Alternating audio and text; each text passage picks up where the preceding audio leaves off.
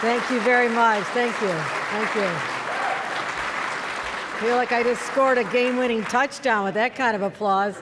I feel like I just was showered with something known as buffalo. So thank you very much. I appreciate that. And how great it is to be here. And the sun is shining. We are just feeling that we are just turned the corner with respect to this pandemic. Things are getting better. And truly, brighter days do lie ahead. And I'm so blessed to have come from a community that instilled in me that sense of optimism and the sense of great hope that leaders need to have to convey that to others. And that is one of the joys of being someone who rose up in this community. Local government, I heard a number of people from the town of Hamburg were here. Let's give a round of applause for Hamburg. And my position is county clerk and member of Congress, lieutenant governor, but there's never been a more exhilarating experience for me personally than to be able to serve all of you as your governor. Thank you.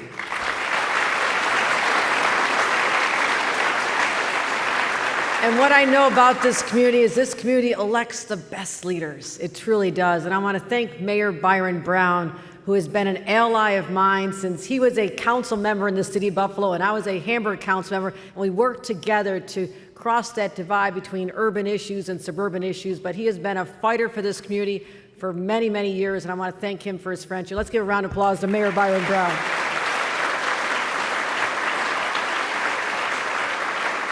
I'll also be acknowledging, you'll be hearing from our county executive, Mark Polenkars, and if you ever need to be in a foxhole with somebody during a pandemic or a crisis or negotiations, you want to be with Mark Polenkars because he is steady, he is calm, and he understands this community like very few do. So let's give a round of applause to our county executive, Mark Polenkars.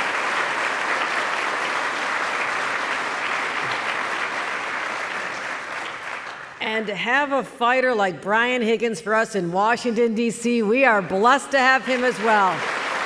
Brian, thank you so much for your friendship.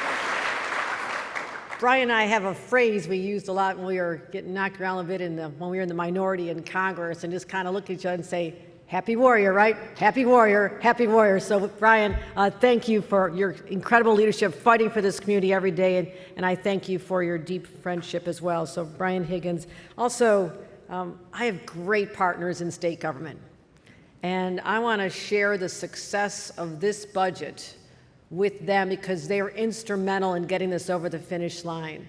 And I think about someone like Senator Tim Kennedy, who has a very influential position as the chair of the Senate Transportation Committee.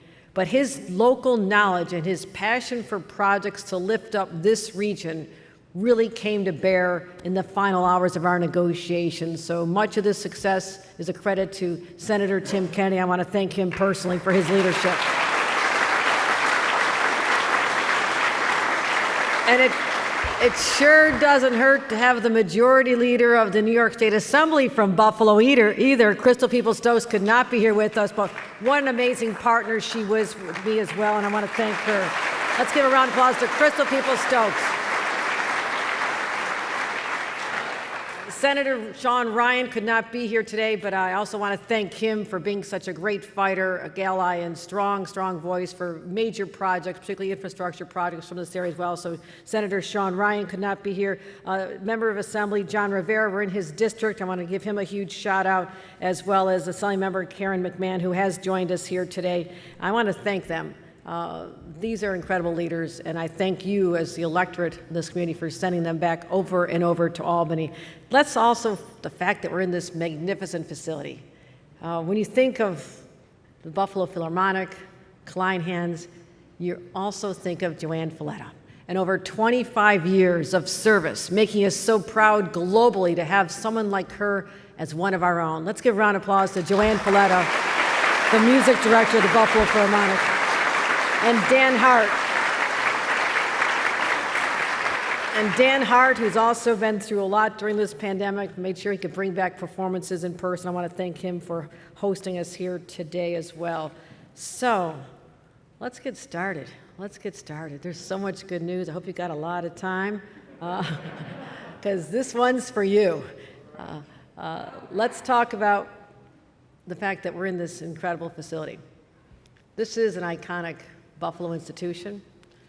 I used to come here as a child on weekends. My parents would bring us in. My son performed in the Erie County, Erie County band, had a chance to perform here. There are a lot of great memories here for me personally. But also, this place had a front row seat to history.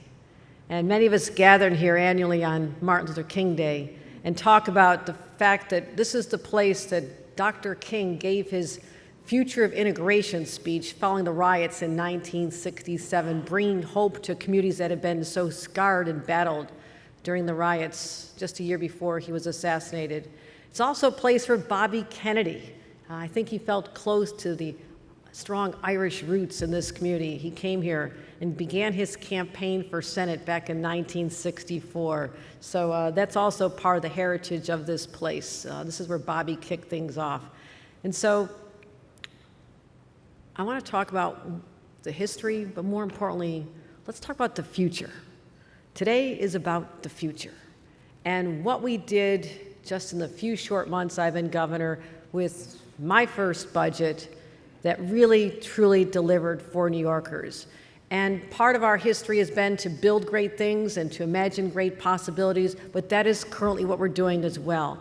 So we have to continue to think about what we can do, and I will tell you, I am so proud of this budget. $221 billion to make historic investments that'll make a difference in people's lives, not just today, but for decades to come. I said, let's go big or let's go home. And we sure went big in this budget. It is.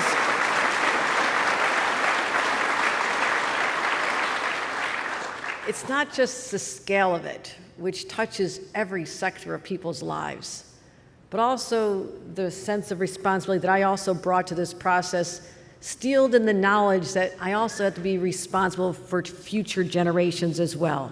Something I picked up working on 14 municipal budgets in the town of Hamburg that were always done so late at night with Hoch fish fries in front of us as we ate Supervisor Hoch's food that he brought to us in the town hall. I also knew that we had to be responsible in a sense of making sure that this document, a blueprint for whether it's a town or for the entire state, is socially progressive but fiscally responsible. And what I learned in the town of Hamburg is that you should have reserves for a rainy day, despite pressures to spend every dime you have, and believe me, there are a lot of them. I had to say, I inherited a budget, a state government, that only 4% reserves. I said, no. When I was in local government, the accountants told us we need to have 15% in reserves. So how do we get there? We had to put aside a significant amount of money this year and next to make sure that we can weather any storm or any blizzard that comes our way. And I'm talking about weather events, I'm talking about COVID, I'm talking about making sure we have the comfort of knowing we can take care of ourselves. And so these numbers are significant, but also be aware that I was very intentional with our leaders to make sure that we are protected against future headwinds. But we did make significant investments, some of the investments that were long overdue. $8 million invested right in this building to make repairs and upgrades that they've been waiting for a long time.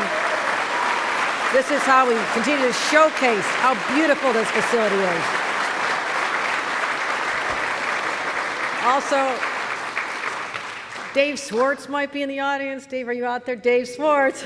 In addition to teaching me everything I knew about the county clerk's office and actually politics since I was a teenager, he also was very passionate about his next chapter in life, which was to really put a spotlight on the botanical gardens we have. And my own family, we got a picture of my parents' wedding picture from 1956 in front of that beautiful building, and I want to make sure it's there for my children and grandchildren to have photos there as well. So we're putting $10 million toward the Buffalo and Erie County Botanical Gardens to help with their $23 million expansion project. That's for you, Dave. A new butterfly conservatory, modernize the classroom space and expand the grow houses. How about that Buffalo Zoo? I love the zoo. Buffalo Zoo needs some help. $9 million for the Buffalo Zoo. Albright Knox, $20 million to get them over the finish line. That is going to be a transformative project. They're already talking about this in New York City and places beyond because we're going to be so proud of what we create there. here on the west side of Buffalo. West side of Buffalo deserves to have a Hispanic Heritage Center right here in this community. Let's celebrate that. Let's get that done.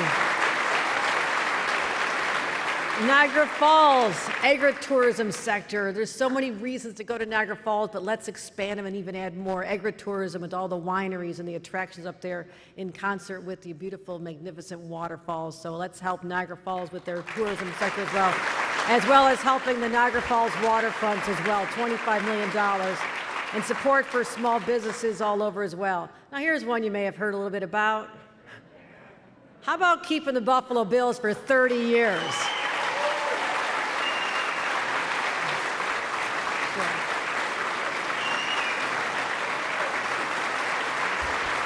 Thank you. Thank you. Thank you.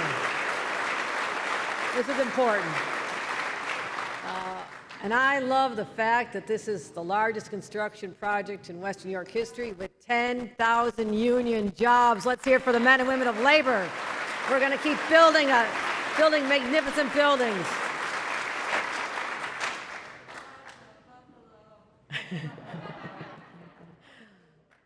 I also want to say this is going to ensure that our children's children will be able to watch the Buffalo Bills. And I say that because I'm on baby watch right now. Not me, kind of old. My first grandchild is born any minute, and I look forward to be able to take grandbabies to Buffalo Bills games as well.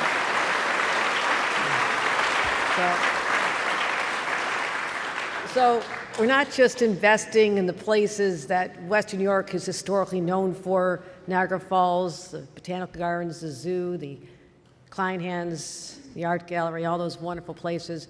But we also have an opportunity to reimagine a very different future for communities that were left behind when the building was done. And people just neglected parts of our city, particularly the east side of Buffalo, for decades. And people left there also had this sense of hopelessness because people didn't believe in them. Today we have local leadership and state leadership that believes in the incredible possibilities for tomorrow on the east side of Buffalo. So I want to focus on investments there, $37 million for Broadway Market because I love the Broadway Market. We love it. It's part of what we do. It's part of our history. It's part of our heritage.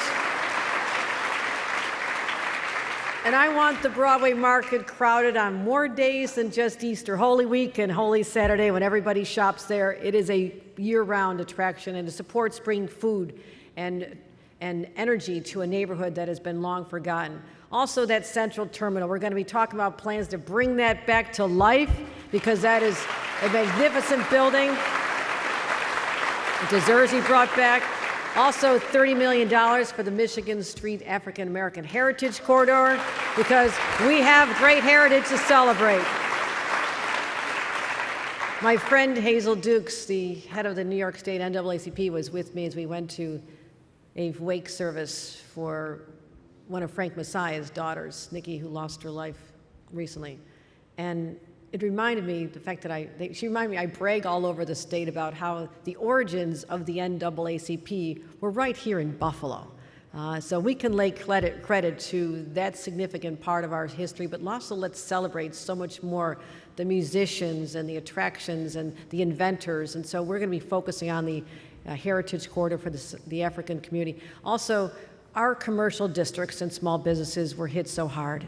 They're trying, they struggle. Someone starts a little coffee shop and they put their whole life and investments into it, and the COVID hits, everything's shut down, and they just don't know how they're going to recover. And a lot of businesses, just on the beginning of their journey, were knocked back on their heels. Let's support them. Let's continue to invest in them, as well as outdoor attractions like the MLK Park, which should be magnificent, $6 million for MLK Park. And if you have not been to the Northland Corridor redevelopment area, you're not going to recognize it in a very short time. This is a major priority of our mayor. We're going to work on phase 3 for that, $55 million, as well as continuing to invest in the Workfellows Training Center, which I have pointed out to be a model for the rest of the state and indeed the nation in terms of success and what it looks like. $21 million there as well. And as we mentioned before, and Crystal Peoples-Stokes and Senator Kennedy and others, Sean Wright, they've been big proponents of reuniting, knitting back together a community that was divided only because the people who lived there did not have the political clout at the time. When there was mass exodus from the cities out to the suburbs, everybody wanted to spend money to make sure that was even easier than it was before. That has to stop. We're rebuilding our city from the inside out now. And $1 billion to reconnect the neighborhoods across the Kensington Expressway.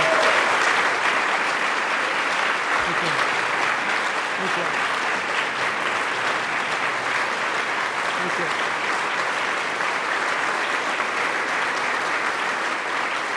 Thank you.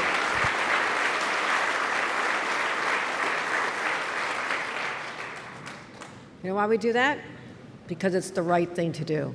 And I will always ensure that we do the right thing and also look out for what's best for New Yorkers. And so when I was sworn in as governor, and a number of you were there a few months ago, I said I'll always look through the lens of what's best for New Yorkers. And I'm going to seize this moment. I talked about some local projects, but now I want to talk to you about our statewide vision and how we're going to help bring our communities back and people who've been knocked down so hard, people who were hit so hard by the pandemic. And this is an opportunity to redefine New York's destiny. This is our moment. Just like I think about Franklin Roosevelt, whose picture hung above my mantle until I recently replaced it with a picture of Eleanor. He was there a long time. We still have him in the room, he's still there, but FDR was governor when the crash of '29 hit. And what he did during that time when he brought in brilliant people like Francis Perkins, came up with policies that when he was elected in 1932, just a short time later to president, he could bring those and scale them up to be able to help the entire nation. We are at that point right now. When what we do here in the state of New York and how we bring our state back after being the epicenter of a global pandemic for our nation, what we do now can be talked about for generations to come if we do it right. And this is my focus from day one, and every day I wake up and think, let's make sure we get it right and be imaginative and be bold. And that is what was shaping the whole budget that we just put together, was to think about that. Not just one budget to get us from one year to the next, but how we get into the next decade fully recovered and stronger than ever before. That is what we focused on. So we are going to redefine New York's destiny, and it starts with, as I mentioned, a socially responsible and fiscally prudent, very fiscally prudent budget. So let's focus on what that looks like.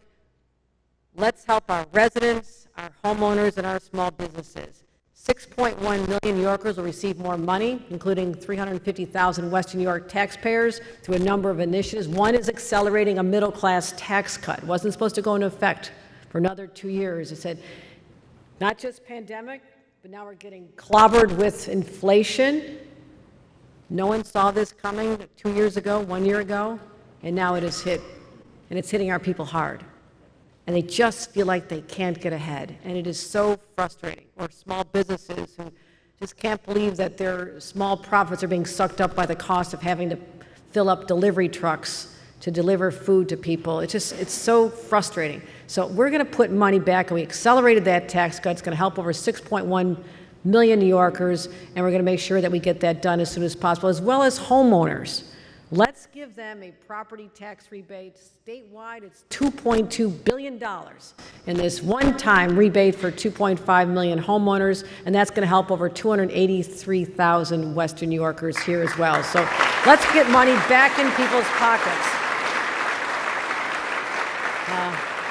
Those of you, I hate old pictures, but this one had, ignore me, look at the mobile sign. Back when I was rather activist town board member, let's call it that, I decided when the prices were going up too high at a time when ExxonMobil had obscene profits. I mean, there were not global supply chain issues or any issues related to a war. It was just greed at the time. We decided to launch a boycott of ExxonMobil. I'm not going to say it was successful, but at least it was a line in the sand. We said enough is enough. So I've been fighting high gas prices my entire life. And what we decided to do to just give a little more relief, and I thank our local elected leaders for following suit and helping with their share.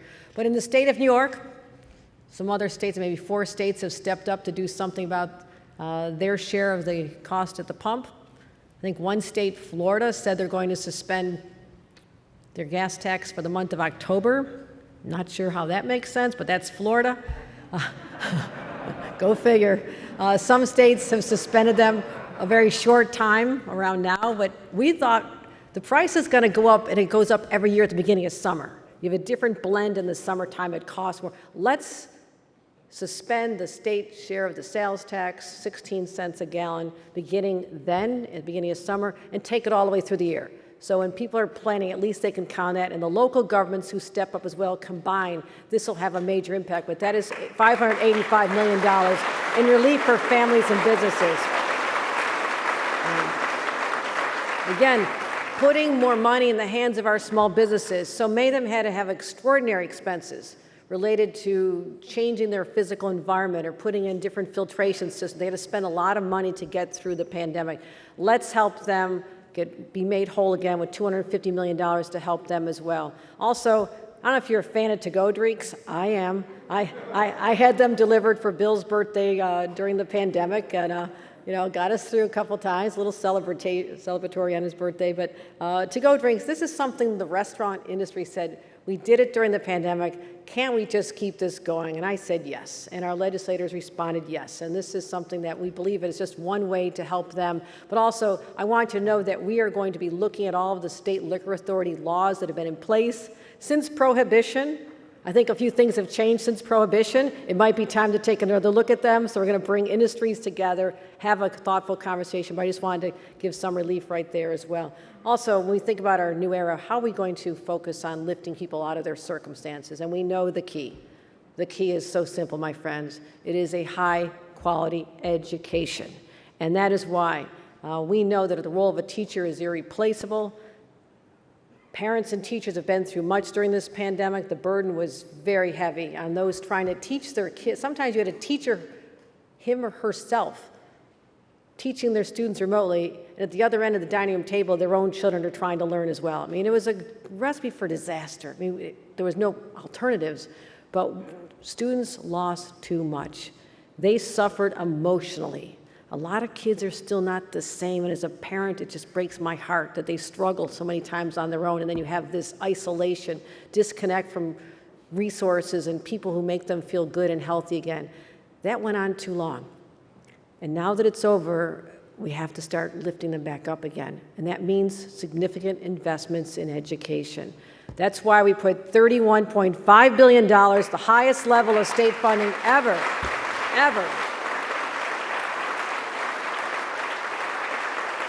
And nearly $170 million increase for Western New York, as well as something called Foundation Aid, which is supposed to help the highest need schools and school districts, and it was not being out there until we unleashed it. We settled the lawsuit. That's an additional $122.3 million increase as well. So this is significant. We want this spent in a way that's going to help people recover from the pandemic, starting with our children and our hardworking teachers. Also, full-day kindergarten, we're ramping this up. We believe that this is another vehicle for children to get that early head start, but also for parents who need to be able to get to work and not worry about the cost of childcare. So $125 million. We're going to be increasing the number of seats statewide. Higher education as well. We are so blessed in this region to have phenomenal institutions of higher education, private, public, and also to make sure that they have the resources they need to be successful, to continue to be a magnet to bring the best and smartest kids here, or the young people who grew up here, to know that they can have that ticket out to a great career with a local education. So we are dedicating another $531 million for SUNY and CUNY operations. That's more than $5.6 billion total. The largest increase they've seen in a very long time. And let's take care of. Thank you. Also in the budget, we said, why not capitalize on the strength that was already here? So I've made, with the support of the legislature, the University of Buffalo one of 2 flagships of the SUNY system. This will become a world-class research institution, starting with $68 million for a new engineering building at the University of Buffalo.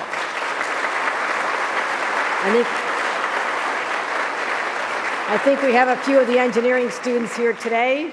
Enjoy it. Just raise your hand and commit to me. You're not going to leave the area when you get that education, okay? All right, you got to promise that, because this is also a magnet for schools, not just schools, but also for businesses. When you think about how we're creating this whole ecosystem of innovation and technology and advancements, it's all starting here. But they want to make sure they can get the workforce from here as well. This is what we're doing, attracting people, get this engineering degree, get other degrees, and then stay here and build your business, because the climate is finally right for this. So we're very excited about this prospect as well as increasing access to education by just reducing the cost for people. You know, one of the reasons we had such low graduation rates among community college students is if you don't have a lot of money, your parents don't have any money, weren't able to save, and you're working your job one semester, setting aside the money, the next semester you can go to school, the next semester you have to earn money again. This cycle is the reason why so many young people took a long time to get their degree. That was not fair, because we did not have tuition assistance available for part-time students. We're righting that wrong right now. That assistance now going to be available, and we're going to continue investing everybody.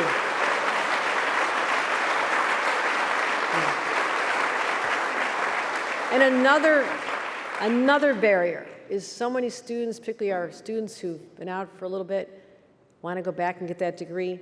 Who's watching the kids when mom wants to get that degree? So now we're saying, let's figure this out. What if we have child care facilities available on the campuses so they don't have to worry about it when they're getting their education? So we're investing. Every single SUNY and CUNY campus is going to have child care.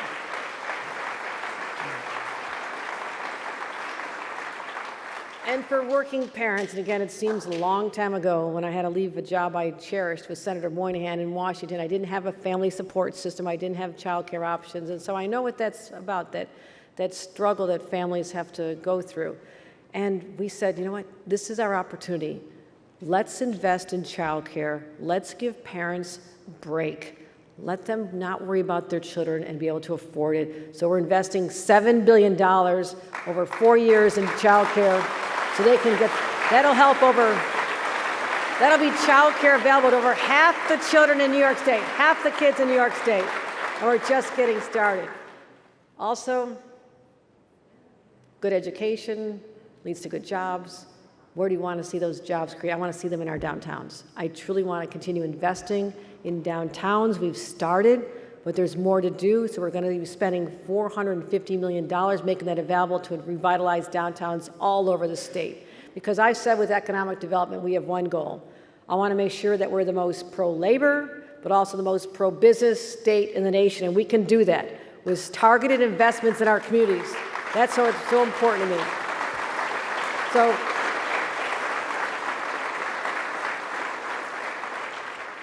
So we're investing in downtowns, another $100 million in the Downtown Revitalization Initiative. I know there's many communities that have been successful. He'll keep applying. Another $100 million or $250 million toward Restore New York. That has brought back many downtowns. And Buffalo is also one of our Round 5 DRI grantees. I want to congratulate Buffalo on winning one of our downtown revitalization initiatives, and we're going to continue investing all over, including one of our other grantees locally here is North Tonawanda. So congratulations to North Tonawanda. So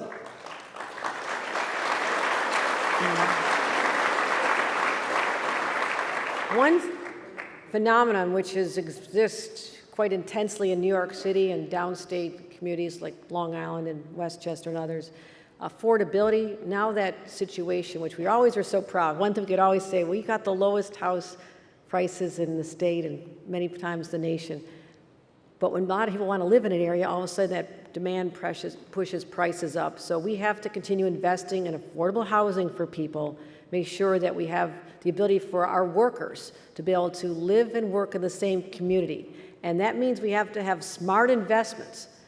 And this is the largest investment ever. $25 billion over 5 years to ensure that all New Yorkers have a safe roof over their heads, that'll result in 100,000 affordable homes, but also 10,000 supportive housing units to start. And what does that look like?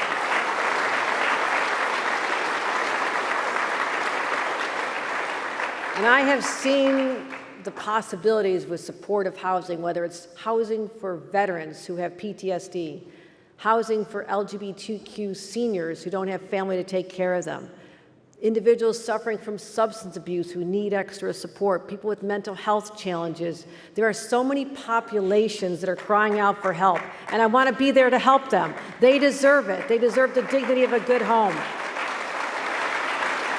And I want to thank our friends from People Incorporated who've joined us here today. Please stand up.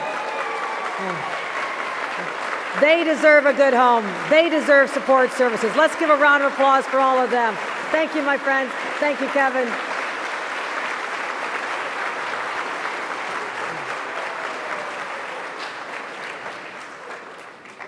And how are we going to bring more businesses to New York? We've got all kinds of plans.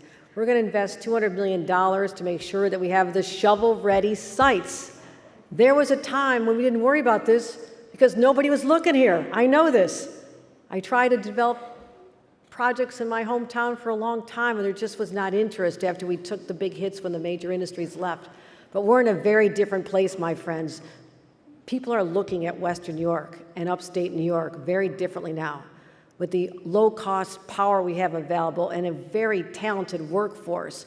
What they want now to give them the leg up is a shovel-ready site where they don't have to spend years waiting for approvals. That's what this plan is about. We're calling it New York Fast. That means we're going to get it done fast because I'm very impatient. I want to make sure that no business says they walked away because they couldn't get a site available to them when they needed it. So that's what we're investing in right now. And I believe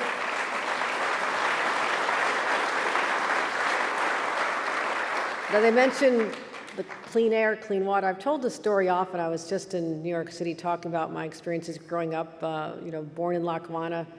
My parents started in a trailer park there, Mark Polencar's. I think parents probably worked at the steel plant at the same time, know the area well. And what it meant growing up, I mean, people talk about it, Earth Day. It's like, I grew up in an area, I didn't know the skies were supposed to be blue in my early years. I mean, were they not orange when you saw that orange cloud over the Father Baker Bridge?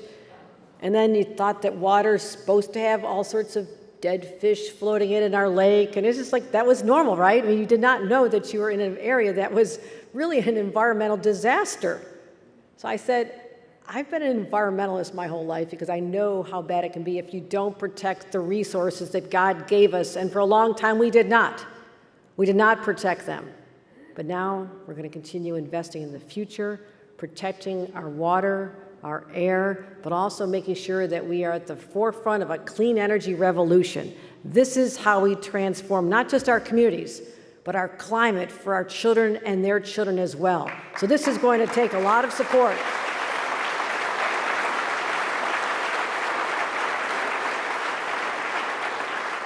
And I need your help. We have $4.2 billion, and again, I thank the legislature for believing in this as well. We get this through the voters in November. We get the support to get this over the finish line. We'll be able to have clean energy initiatives, resiliency projects, projects that people have only dreamed of as being part of our energy revolution, and it's going to happen because we're going to get this done, and it's going to create thousands and thousands of good jobs here in the state of New York as a result. Can we get that done? Can we get that over the finish line? Yes, we can.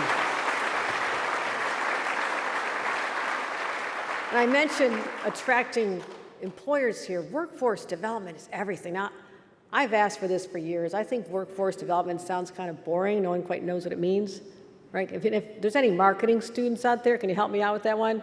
But it really means giving people a whole new lease in life, that they may have been someone who did work 2 decades ago at a steel plant and had to figure out life, midlife, and they had no idea what the next step would be, or people that lost their jobs in hospitality because some of the businesses downsized after the pandemic. Some of the hotels may not bring back as many people. Some people lost their jobs through innovation and technology. We can't just let these people flounder. They need someone to bring them up and say, go here. This is a program for you. You be great at this. Just invest the time. and we'll make sure you have the skills, not for your next job, but for your next career. I believe in workforce development initiatives more than anything we do in this state because it transforms lives. And we have to get the word out. Thank you.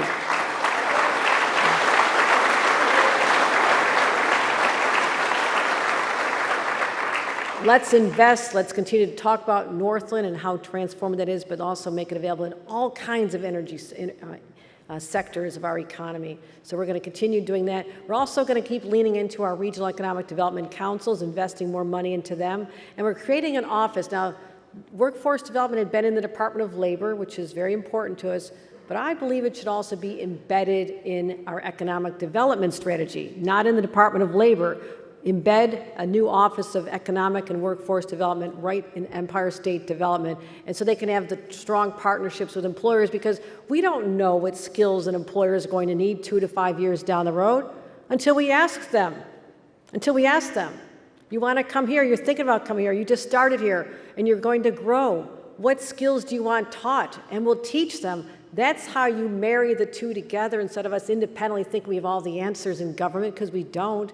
You talk to the private sector about the skills they need, or talk to people in healthcare about what skills they need taught, so we don't continue the hemorrhaging of healthcare workers, which is going on right now. We have some real problems. We have shortages now, but investing in people is the key out of this. Also, jobs, making things with our hands, building. This is what we do best. This is what we're known for. That's why a $32.8 billion DOT capital plan, a 40% increase over the prior plan. Senator Kennedy, stand up, Senator Kennedy. I want to thank you for your leadership in helping getting this done. This is extraordinary. This is extraordinary. And I've traveled this state more than anybody. I hate potholes. I have a personal encounter with just about every pothole from, I won't name streets, but you know where they are.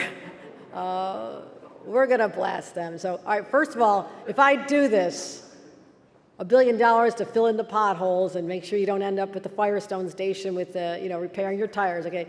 You got to promise me you won't complain about seeing a few trucks on the road, a little slower traffic while it's going on? Okay, now that's just, don't complain, because we're going to get it done. We're going to get it done fast, and we put the money behind it because I'm impatient, and I want to make sure that potholes know their days are numbered. We're going to go from potholes to knotholes, potholes to knotholes. Also, there's so much, I can't even see all this, the print's so small. But Mayor Brown and Brian Higgins, huge proponents of cars on Main Street, $55 million to continue our work to reopen. Talk about fixing mistakes. Let's get people back downtown. Congressman Higgins, Tim Kennedy, others talked about reconstructing Tift and Louisiana streets. $50 million to kickstart that project. We'll be making more announcements about the waterfront, making them more user-friendly, pedestrian-friendly, bicycle-friendly, and just really opening up the whole landscape and making connections where there are none. So I'm really excited about those projects.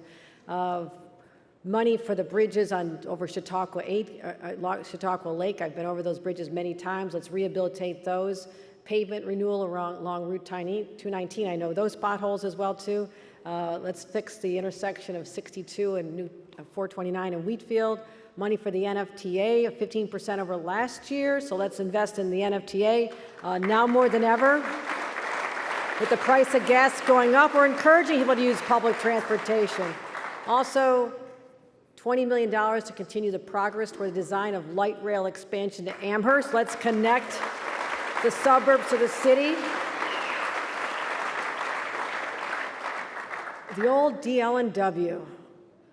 Let's get that done once and for all. $30 million to get that revitalized. I think that has such potential to be another anchor down on our beautiful waterfront, and overall money for the CHIPS program. This is going to go out to all of our localities, $57 million, and money for the Pave New York program as well. So that's a lot of projects coming up. That's a lot of projects. And I'm winding down here, friends, because there's just so much to talk about. But we saw, not just individuals, not just our educational institutions, the effort to try and teach our kids hit so hard during the pandemic, but our healthcare workers. I was up here many, many times during the pandemic, meeting with the leadership, and I want to thank our friends who work so hard on this, leadership of Kaleida, Catholic Health, and ECMC for being there in the trenches with us as we navigated through this. But the workers themselves, they went through the impossible. And they were so exhausted at the end of the day. You could just see in their eyes, but you know what? They kept showing up day after day after day without regard for their own safety, knowing that they could bring a deadly virus, when, especially in the early months, there was so much uncertainty, they could bring it home to their own children, and they still showed up. That is a testament to the resiliency of people, especially our healthcare workers. So we have to invest in adding more because we lost a lot of people.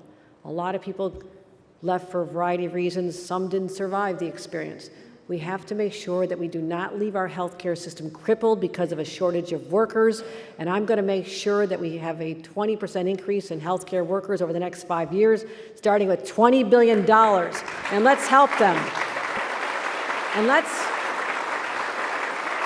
those who are healthcare workers in hospitals, but also the home healthcare aides, who right now are making sure my dad's okay in Florida. These people are doing God's work. This is some of the toughest work ever, and they just deserved a pay increase, and they kept asking and asking, they never got it. Let's put $7.7 billion to give a raise to our hardworking home healthcare workers, as well as cost of living adjustments that were denied for too long. Healthcare infrastructure, hospitals, loss of revenue. We saw how many months they went without having elective surgeries, an extraordinary cost because they wouldn't turn anyone away. So my number one priority is keeping people healthy and safe, and we're investing $1.6 billion into healthcare infrastructure. And that is going to make sure that we have support for all of our medical institutions, and we're really proud of that. And when you think about the loss of life from the pandemic, you can't ignore another side that came out during this pandemic, and that is the loss of life of people who succumb to addictions, to overdoses.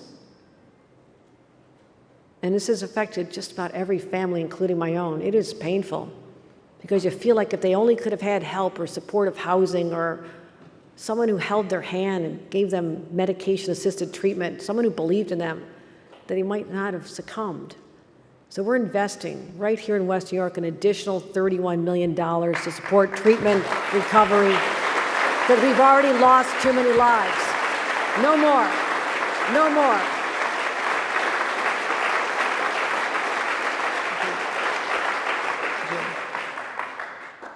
And we have to make our streets safer, from Buffalo all the way to New York City to Long Island. We have to focus on public safety, because something else happened during this pandemic, and a lot of people gave up hope, or they felt that there were no more constraints on behavior.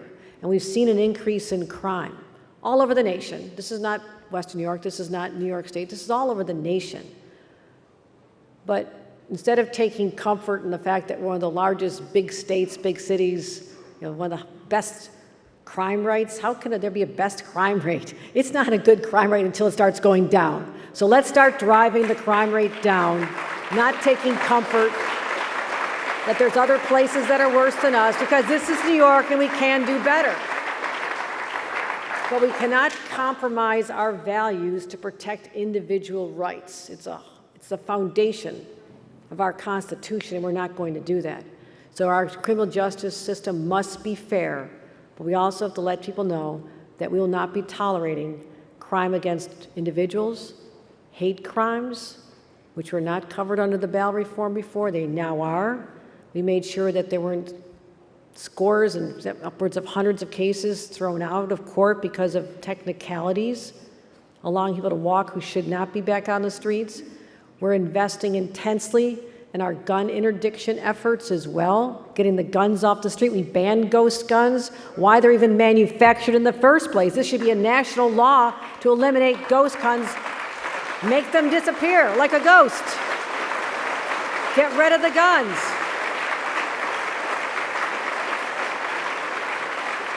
So we're moving forward, and this also means intentional investments in programs that work, and I've seen them work.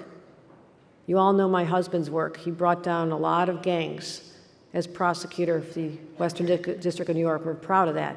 But he also made sure that those communities could heal afterward, and that there were people, sometimes former gang members, who could be out there and be the best champions for someone who's not sure which path they're going to go on.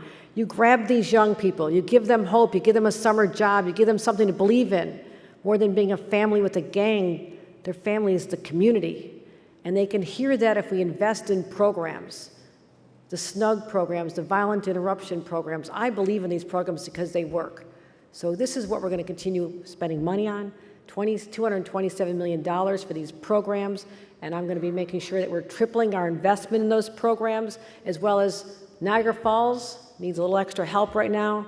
We're going to be investing $500,000 in violence disruption programs in the city of Niagara Falls. Let them hire people, let them get out there. Let's make that huge investment. And community stabilization units, as well as money to go into the communities when there has been violence.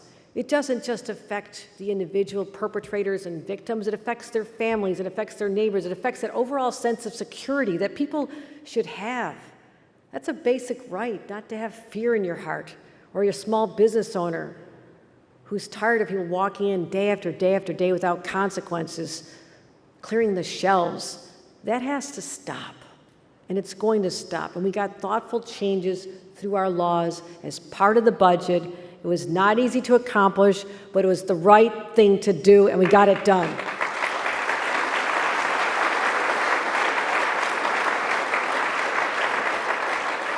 So, is there enough for everybody yet? You want more? As I said, we're going to be rebuilding our educational system, our healthcare system, giving tax relief at a time when people need it the most, and particularly at the pumps. Let's help people out, creating more economic growth and opportunity for people than there ever has been before, focusing on homelessness, public safety, affordable housing, dealing with the opioid crisis, and finally restoring trust in state government. I am up for the task. I believe in this community. I believe in this state. And to all of you who are my partners and friends and elected people and people in the community and the ones who are the caretakers of our magnificent jewels, our not-for-profits, our attractions, I thank you for just being great New Yorkers, because it is your energy and your sense of optimism that's going to carry us through, just like it carried New York State after the Depression and after hurricanes and after 9/11 and after this pandemic. We will rise up because we always do. That's what we do as New Yorkers. Thank you, everybody. Thank you.